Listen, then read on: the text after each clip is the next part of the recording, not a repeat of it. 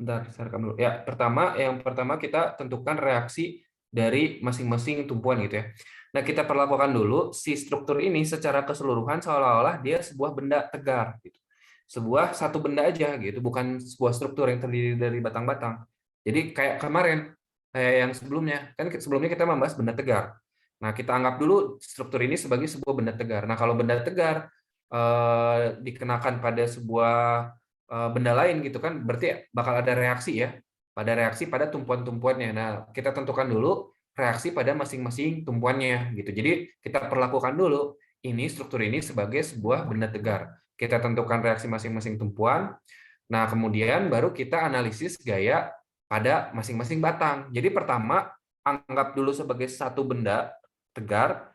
Setelah kita anggap sebagai satu benda tegar, tentukan reaksinya seperti biasa ya, seperti yang minggu-minggu kemarin kita kerjakan seperti biasa. Nah, udah gitu baru kita analisa setiap batangnya.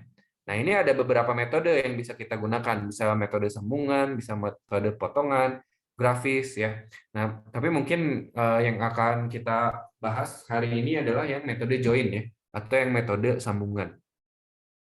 Nah, pilih metode yang cocok. Nah, metode yang cocok itu yang seperti apa? Nah, kalau yang sederhana begini, ini kita lebih mudah untuk menggunakan metode join ya, atau metode sambungan. Join itu kan kalau bahasa ininya itu kan sendi ya. Nah, jadi pada sambungan-sambungannya gitu atau pada sendi-sendinya gitu. Nah, pilih metode yang cocok, kemudian pisahkan setiap batang itu dari sambungannya dengan pedoman gaya aksi pada sambungan akan menimbulkan gaya reaksi itu tadi dengan menggunakan hukum Newton 3 ya. Ingat ya, hukum Newton 3 itu dia bukan berlaku pada satu benda yang sama, tapi pada dua benda gitu ya, saling gitu. Jadi A memberikan gaya aksi pada B, maka B memberikan gaya reaksi pada A. Besar gayanya sama, tapi arahnya berlawanan. Itu penting ya untuk dipegang karena itu nanti menentukan mana batang yang mengalami kompresi, mana yang batang yang tertekan gitu, mana batang yang meregang gitu atau tertarik gitu. Nah, terakhir baru ya, terakhir itu yang terakhir. Kita menentukan kondisi masing-masing batang apakah dia tensi atau kompresi ya. Nah, contohnya ya nanti kita langsung bahas aja. Nah, contohnya begini ya. Pertanyaannya begini, ini ada sebuah truss sederhana ya, terdiri dari 3 batang seperti ini. Gunakan metode sambungan untuk menentukan gaya internal dari setiap batang. Jadi setiap batangnya ini dia tertekan atau tertarik gitu. Pertanyaannya itu gitu. Setiap batang ini kan ada batang apa aja nih? Ada batang AB, ada batang AC, dan ada batang BC. Nah, setiap batangnya ini dia dalam keadaan kompresi atau dalam keadaan tensi. Nah, yang pertama tadi ya, yang pertama menentukan reaksi tumpuan dengan menganggap bahwa keseluruhan truss itu adalah sebuah benda tegar. Ya, jadi kita anggap dulu dia sebagai satu benda tegar. Nah, satu benda tegar berarti kan gayanya cuma gaya eksternal gitu. Jadi kita nggak ngebahas dulu gaya-gaya internal di dalam batangnya. Kita nggak bahas dulu. Kita bahas gaya eksternalnya. Gaya eksternal itu kan berarti dari luar benda atau dari luar truss ke truss ya. Berarti kalau di gambar ini ada berapa gaya eksternal? Yang pertama ini ada gaya tarikan ini 84 kN. Kemudian ada gaya reaksi di A dan reaksi di C karena dia adalah tumpuan. Nah, ini di A tumpuan apa nih namanya nih kalau yang kayak gini? Pin Ya, tumpuan pin. Di tumpuan pin ada berapa reaksi? 2, Ada 2. Kalau yang ini yang di C, 0, 1. roll. Arahnya kemana? Reaksinya coba. Ke atas, ke kanan, ke kiri, ke bawah. Kiri, Pak. Ke kiri ya. Nah, itu. Nah, jadi kita anggap aja dia sebagai sebuah benda tegar biasa kayak kemarin-kemarin gitu. Itu yang pertama. Nah, kemudian baru kita analisa pada setiap sambungan, pada setiap join ya. Dimulai dari yang paling sedikit gayanya yang kita tidak ketahui gitu ya. Yang satu, kalau bisa yang satu aja. Misalkan di titik A ada 3 gaya, nah yang 2 udah diketahui, yang satu belum. Nah, dimulai dari A gitu. Kalau misalkan di titik A ini ada 2 gaya, ada 3 gaya, kita cuma tahu satu gaya ya, jangan mulai dari situ ya. Mulailah dari yang paling sedikit yang diketahuinya, yang tidak diketahuinya, sorry. Nah, kemudian baru kita aplikasikan persamaan keseimbangan, sigma F sama dengan 0 ya. Sigma F sama dengan 0 itu untuk menentukan gayanya ya, gayanya pada setiap sambungan. Sigma F sama dengan 0 dan sigma M sama dengan 0. Kemudian kita memisahkan batang dari sambungan. untuk menentukan bahwa dia dalam keadaan tensi atau kompresi. Ya kita kerjakan soal ini ya. Nah, yang pertama, tentukan reaksi pada masing-masing tumpuan ya. Kita anggap dulu dia sebagai benda tegar, kemudian kita tentukan reaksi pada masing-masing tumpuan. Nah, pada yang ini, pada yang titik A, karena dia pin, berarti ada dua reaksi ya. Kita sebut aja AX dan AY ya. AX dan AY. Nah, pada titik C itu ada satu reaksi ya, C aja. C aja juga boleh sih, mau CX juga boleh. Begitu. Nah, kemudian tentukan reaksi di A dan di C. Kayak kemarin ngerjainnya ya. Gunakan sigma M sama dengan 0. Nah, di mana M-nya? Pilih di mana porosnya? Di A. Kenapa di A? Pilih gayanya yang paling banyak ya. Gayanya yang paling banyak itulah yang kita pakai sebagai poros supaya apa? Supaya sederhana nanti. Nah, berarti di sini ada berapa momen gaya atau berapa torsi? Kalau kita pakai poros di A, berarti berapa momen gaya yang mengakibatkan putaran pada truss ini? Dua ya, gaya oleh 84 kilonewton dan gaya oleh C ini ya. Nah, sekarang gaya yang 84 kilonewton, lengannya berapa? Yang mana ayo lengannya? 1,25, 4 atau 3? Yang 84 kilonewton lengannya yang mana? Ingat yang tegak lurus dari 3, poros? Pak. Yang 3, betul. Positif apa negatif? Positif, Pak. Ya, positif ya. Karena dia berlawanan dengan arah jarum jam ke poros A. Kalau yang C ini negatif karena dia searah dengan jarum jam. Gitu ya. Nah,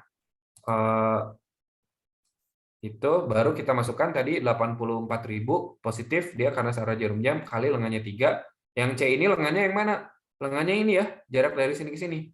Berarti 1,25 ditambah 4, jadinya 5,25. Nah, ini pindah ruas, dapatlah nilai CX ya, 48.000. Jadi CX-nya kita udah tahu nih, 84.000 Newton. Nah, dari situ kita gunakan sigma F ya, sigma F sama dengan 0, dan sigma FY sama dengan 0 ya. Dari situ kan sigma Fx sama dengan 0, berarti di sumbu X kan cuma ada dua gaya ya. Ada AX yang arahnya ke kanan, dan CX yang arahnya ke kiri ya. Yang mendatar kan cuma ada dua gaya ini aja. Nah, yang ke kanan kita ambil positif, yang ke kiri kita ambil negatif, jadi AX min CX sama dengan 0. Berarti AX-nya sama dengan CX-nya ya. Jadi AX itu sama dengan CX, yaitu 48.000 Newton. Nah, sekarang yang AY, ya kita gunakan sigma FY. Boleh menggunakan sigma M di C, boleh. Tapi nggak bisa deh. Kalau di C nanti jadi 0. Jadi kita gunakannya sigma FY ya. Sigma FY sama dengan 0. Jadi sigma FY gaya-gaya yang arahnya vertikal ya. Yang arahnya vertikal, yang ke atas cuman ini ada AY, yang ke bawah cuman ini 84 ya. Jadi yang ke atas kita pakai positif, yang ke bawah kita pakai negatif. Jadi AY min 84.000 itu sama dengan 0. Berarti AY-nya adalah 84.000. Nah, itu udah tuh. Gaya-gaya eksternalnya kita semua udah tahu. CX 48.000, sorry. Ya, betul. CX 48.000, AX juga 48.000, AY 84.000, ya ini udah jelas 84.000 atau 84 kilonewton. Nah, kita udah menentukan nilai-nilai dari eksternalnya. Nah, sekarang kita menentukan gayanya itu berapa gitu di setiap di setiap batang ya. Dia itu dalam keadaan tensi atau kompresi. Nah, sekarang sebelum itu karena ini nggak ada sudutnya kebetulan nggak ada sudutnya, jadi kita harus menggunakan perbandingan segitiga ya. Kayak waktu SMP dulu. Ketika kita nggak punya sudut, kan SMP belum belajar trigonometri ya. Jadi untuk menentukan lebar atau panjang pada segitiga ya, alas atau tinggi segitiga, kita gunakannya perbandingan segitiga. Nah, kalau ini adalah 3 dan ini 1,25, berarti kan AB bisa dicari ya menggunakan Pitagoras ya. Kalau ini 3, ini 1,25, berarti AB itu pakai Pitagoras saja. Akar 3 kuadrat tambah 1,25 kuadrat ya. Jadinya adalah 3,25. Jadi lihat nih, di segitiga ini, jadi kita dapat segitiga siku-siku nih. Segininya 3, segininya 1,25, segininya adalah 3,25 menggunakan rumus Pitagoras ya. Nah, sekarang BC nih. Kalau segini 3, segini 4, berarti segini berapa nih yang miring? Kalau ini 3, ini 4, yang miring berapa nih? Pitagoras? 5. 5, betul ya. Jadi yang BC itu adalah 5. Nah, sekarang kita lihat nih, yang segitiga ini dulu ya, segitiga yang atas. Nah, segitiga yang atas, kita udah tahu ini 3, ini 1,25, dan ini adalah 3,25. Nah, kita uraikan ke arah sumbu X dan sumbu Y. Masalahnya ini kita nggak ada sudutnya. Jadi kita gunakan perbandingan segitiga. Yang ke sini adalah kita kasih nama FABX ya, yang ke kiri. Yang ke bawah kita kasih nama FABY gitu. Karena ada di sumbu Y gitu aja. Nah, yang FABX, nah, terus ada gaya apa lagi? Di sini ada gaya AX, ke atasnya ada gaya AY gitu ya. Nah, jadinya gitu. Jadi kan aslinya dari titik A ini kan ada 3 gaya, ada AX, ada AY, dan ada gaya pada batang AB gitu ya. Tapi ini kita nggak tahu arahnya tensi atau arahnya kompresi, kita nggak tahu. Nah, pokoknya ada gaya jadi batang AB. Jadi ada 3, aslinya ada 3 gaya. Nah, tapi yang AB-nya ini kita uraikan ke arah sumbu X dan ke arah sumbu Y gitu ya. Nah, yang ke arah sumbu X kita pakai perbandingan segitiga. Yang ke samping kan 3, yang ini kan 3,25. Jadi kita tulis kayak gini. FABX itu adalah 3/3,25 dari FAB. Ini paham nggak nih sampai sini? Perbandingan segitiga. Kan kita tahu ini FAB. Walaupun belum tahu nilainya berapa ya. Pokoknya ini FAB. Terus kita uraikan jadi FABX dan FABY. Biasanya kan kita pakai sin dan cos ya. Tapi sekarang kita pakainya perbandingan segitiga. Nah, kalau ini adalah segini adalah 3 dan segini adalah 5, berarti segini teh 3/3,25-nya dong gitu. Paham ya? Segininya 3, yang segininya 3,25, berarti segini adalah 3/3,25 dari FAB. Atau ini kalau disederhanakan dikali 4 atas bawah jadinya 12/13 dari FAB. Kita masukkan nilai FAB-nya. Oh, FABY sekarang. FABY-nya segini kan 1,25. Segini 3,25. Berarti FABY itu adalah 1,25/3,25 dari FAB. Ya. Atau kalau disederhanakan jadinya 5/13 dari FAB. Nah, sekarang kita tinggal masukkan nilai FAB-nya. Nah, sigma Fx sama dengan 0. Nah, lihat di sumbu X ada berapa gaya? Di titik A ya.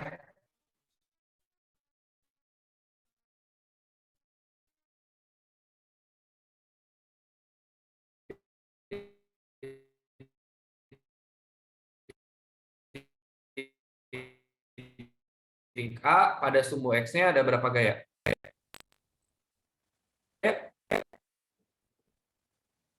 Ada AX dan ini suara saya kedengeran nggak sih? Ada AX dan FAB X ya. Ada 2 gaya jadinya. Kan yang FAB ini kita uraikan jadi FABX dan FABY. Ya. Jadi di sini itu ada AX ke kanan dan FABX ke kiri. Ya. Jadi yang ke kanan kita ambil positif, yang ke kiri kita ambil negatif ya.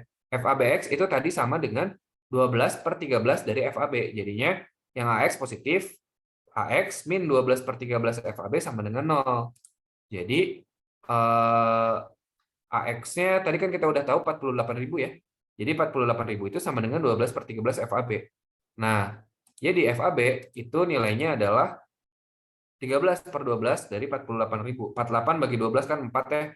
4 kali 13, 52. Jadi 52.000. 52.000.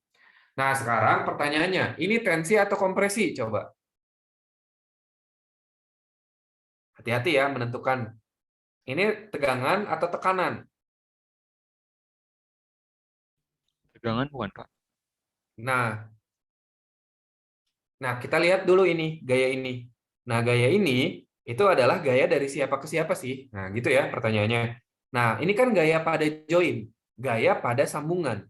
Nah, kalau gaya pada sambungan berarti dari orang lain ke si sambungan itu. Paham ya?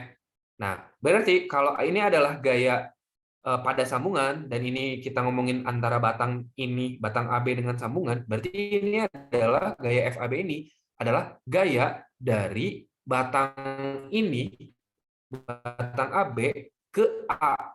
Paham ya? Jadi batang AB itu menarik titik A. Nah, sekarang reaksinya apa? Kalau menarik, kalau misalkan kita kita berdua nih ya sama teman kamu misalkan. Kalau aksi reaksi itu kan kalau kita menarik teman kamu juga menarik kita. Kalau kita mendorong teman kamu juga gaya tarikan, maka dia juga memberi gaya tarikan pada kita. Kalau kita memberi gaya dorongan, maka dia juga mendorong kita. Kalau kita mukul tembok, tangan kita juga sakit karena kita juga terpukul oleh tembok, gitu kan ya. Nah, sekarang gaya dari batang ke titik A itu menarik. Berarti gaya dari titik A ke batang gimana? Menarik juga ya. Jadi gaya dari titik A ke batang itu menarik. Jadi gini kalau digambarin. Kalau digambarin, gaya dari titik A ke batang itu arahnya ke sana. Nah, ini reaksinya. Paham ya? Jadi aksinya adalah dari batang ke titik A berupa tarikan. Nah, berarti sama. Dari titik A ke batang juga berupa tarikan. Artinya, batang ini dalam keadaan tertarik. Jadi dia dalam keadaan tensi. Ini bisa dipahami nggak menentukan dia tensi atau kompresinya? Kalau ada yang bingung, jujur aja ya. Nggak usah malu. Daripada sesat di Jakarta, daripada sesat di jalan, kalau ada yang nggak paham, cara menentukan tensi dan kompresinya, tanya aja. Ada yang nggak paham?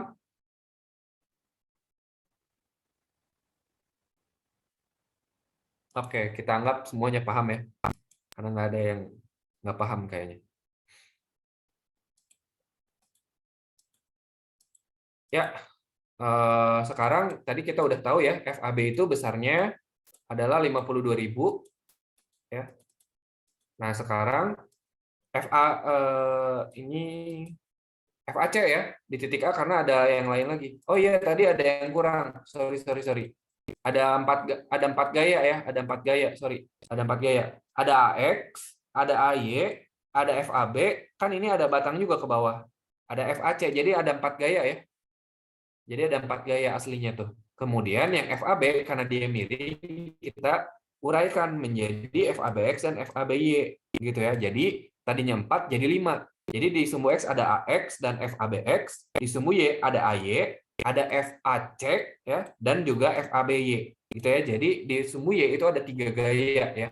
Sorry ya tadi salah. Ada 3 gaya di sumbu Y-nya. Nah, ada FABY itu adalah uraian dari FAB ke arah sumbu Y. Kemudian ada juga FAC ya.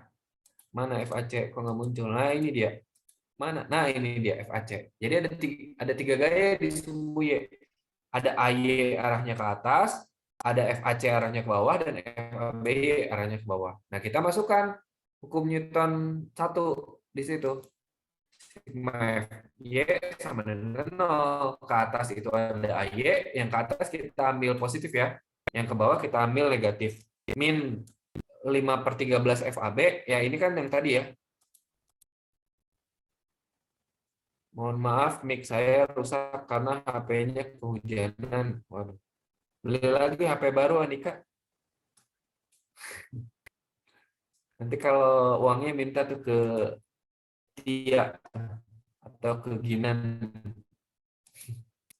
Nah, itu ya. Jadi yang ke atas AY positif, yang ke bawah FABY. Nah, FABY ini sama FAC. Nah, kita masukkan hukum Newton, kemudian kita masukkan nilainya 84.000. FAB-nya kita tadi udah tahu 52.000 ya. Nah, jadi yang belum tahu kan tinggal ini FAC doang. Jadi kita bisa hitung FAC, dapatlah FAC-nya adalah 64.000. Nah, sekarang coba FAC tensi atau kompresi? Ayo. FAC tensi atau kompresi? Tensi bukan, Pak? Ya, betul, tensi ya.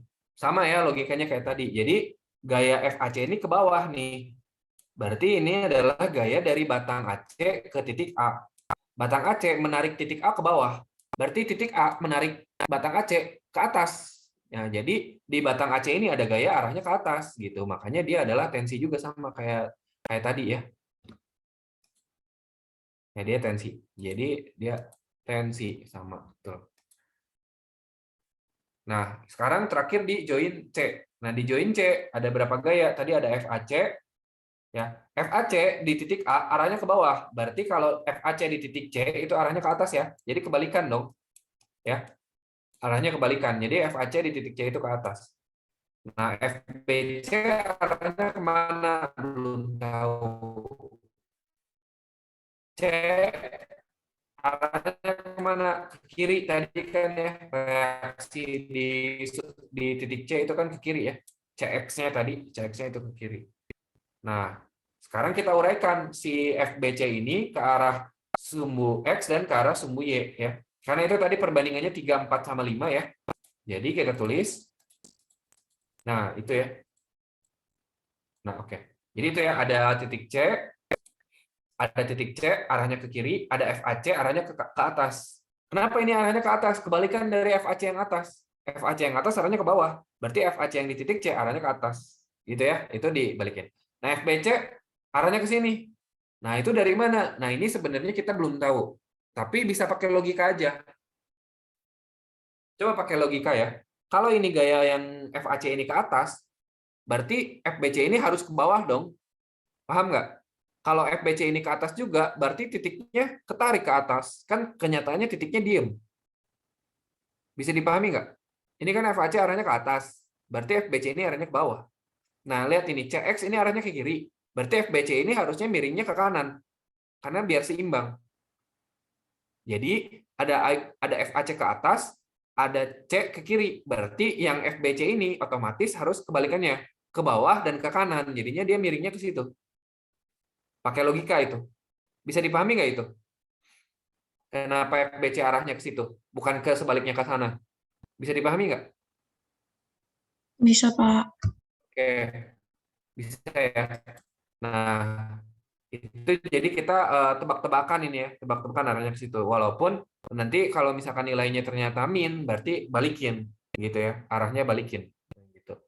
Tapi kalau nilainya plus, berarti udah benar tebakan kita itu tadi. Nah, itu ya. Nah, sekarang ini kan karena perbandingannya adalah 3, 4, dan 5. Nah, jadi kayak gini kan. Nah, yang ini kan 5, yang ini 3, yang ini 3, yang ini 4. Nah, jadi ini bisa kita pakai perbandingan segitiga. Jadi FBC per 5 sama dengan C per 3 sama dengan FAC yang ini per 4 ya, karena ininya 4. Karena ininya 4. Jadi 4, ini 3, ini 5. Atau pakai perbandingan yang tadi juga bisa sih. Dipecah gitu, yang miringnya dipecah juga bisa.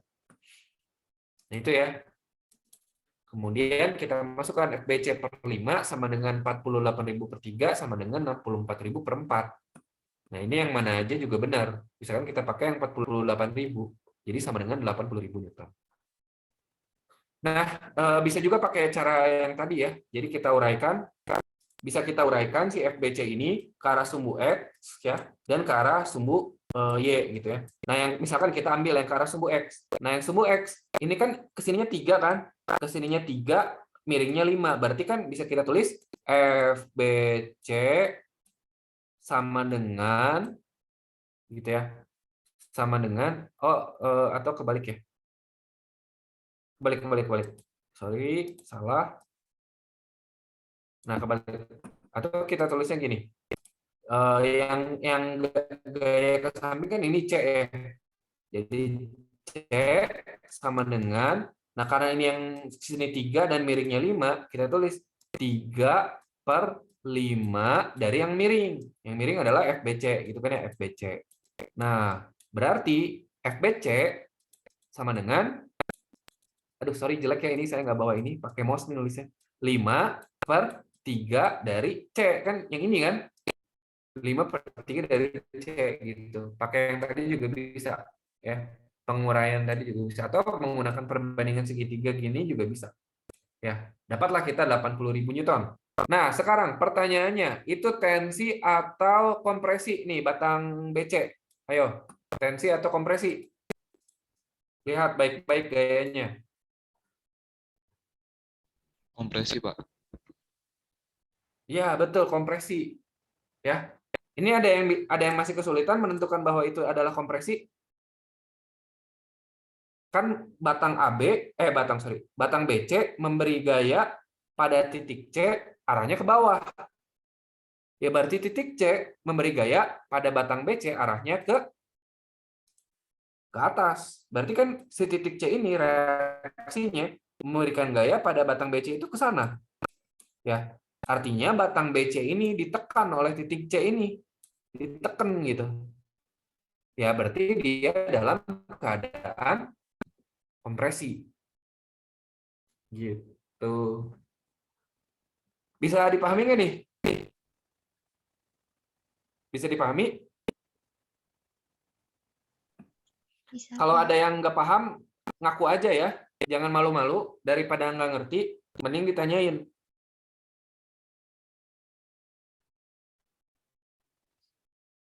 Ya, kita nggak ngerti aja ini, malu-malu semua nih. Tapi ngedengerin kan ini kan ya? Atau ditinggalin nih? Nggak bisa nggak nyalain Dengerin, kamera Pak. sih. Aman, Pak. Berarti bisa Aman. dipahami ya? Insya Allah. Analisis struktur dengan metode join. Yang pertama, berdoa dulu. Yang pertama, kita tentukan reaksi pada tumpuan. Ya, pertama itu reaksi pada masing-masing tumpuan. Apakah tumpuan pasak, apakah tumpuan pin, apakah tumpuan roll. Kita tentukan. Kemudian kita tentukan. Kemudian kita potong-potong si batang-batang itu. Ya, kita potong-potong. Kita analisis per batang. Ya, analisis per batang berdasarkan titik-titik joinnya, titik-titik sambungannya. Ya, di sambungan itu berlaku hukum Newton 1, sigma F sama dengan 0. Nah, sigma F sama dengan 0, kemudian dari uraian gaya, kita dapat gaya pada batangnya berapa. Nah, setelah kita dapat gaya pada batangnya berapa, kita tentukan batangnya dalam keadaan tertekan atau tegang, gitu. Tekan atau tegang. Kompresi atau tensi, gitu. Kalau kompresi itu tertekan, kalau tegang itu tensi, gitu. Nah, udah gitu aja. Jadi kita dapat kesimpulan dari struktur ini, yang AB itu batangnya tertekan ya. Oh sorry, tegang. Batang AC itu tegang. Batang BC itu tertekan, ya, tertekan, terkompres. Gitu. Ya gitu, bisa dipahami ya.